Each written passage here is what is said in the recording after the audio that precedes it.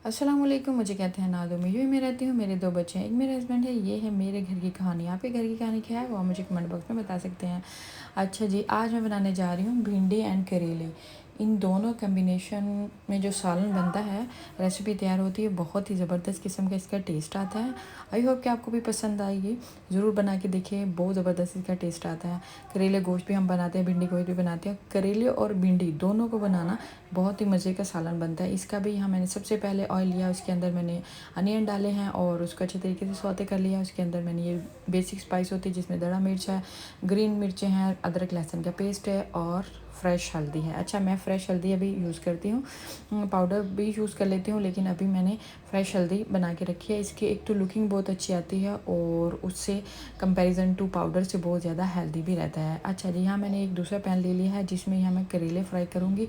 और करेले फ्राई करने से पहले करेले को हमने कटिंग करके उसको नमक लगा के रख देना है आधा घंटे के लिए। ठीक है, 30 मिनट के लिए हम नमक लगा के रख दें, या इससे ज़्यादा देर के लिए भी अगर आप कोई काम कर रहे हैं तो रख दें। उसके बाद इसको एक कपड़े में डाल के नैपकिन वगैरह के किचन टावल जो है उसको अच्छे तरीके से उसको स्क्यूज़ कर लें ताकि उसका जो कड़वा पानी है वो निकल जाएगा। ठीक है, इससे उसकी कड़वाहट में काफ़ी कमी आ जाती है। ठीक है, और उसके बाद जो है सेकंड प्रोसेस जो ये क्या है, मैंने ऑयल में डाला है और ऑयल डाला है और उसको गर्म करने के बाद उसको फ्राई कर लिया है। ठीक है, और ये इसके छिलके भी हैं, इसको भी मैंने ऐसे ही नमक लगा के रखा था। उसके बाद उसे अच्छे तरीके से उसको स्क्यूज़ कर लिया है। स्क्यूज़ करने के बाद मैंने उसको फ्राई कर लिया है। अच्छा, इसको भी वेस्ट ना करें, इसका भी बहुत ही अच्छा टेस्ट आता है, छिलकों को भी ज़ाया ना करें।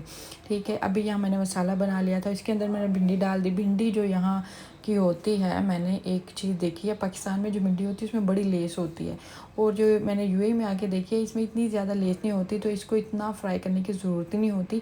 तो हम क्यों फ्राई करें, मैं वैसे ही इसको देखें, इसको इसी के अंदर मैं पका रही हूँ, कोई मैंने इसको फ्राई नहीं किया। और लेकिन करेले ज़रूर फ्राई किए क्योंकि वो बहुत ज़्यादा कड़वे होते हैं, उसको करना ही पड़ता है। अच्छा जी, बाकी नमक मैंने नहीं इस्तेमाल किया था, अभी मैंने इसके अंदर नमक ऐड कर दिया और अभी इसको मैं रख दूँगी कवर करके।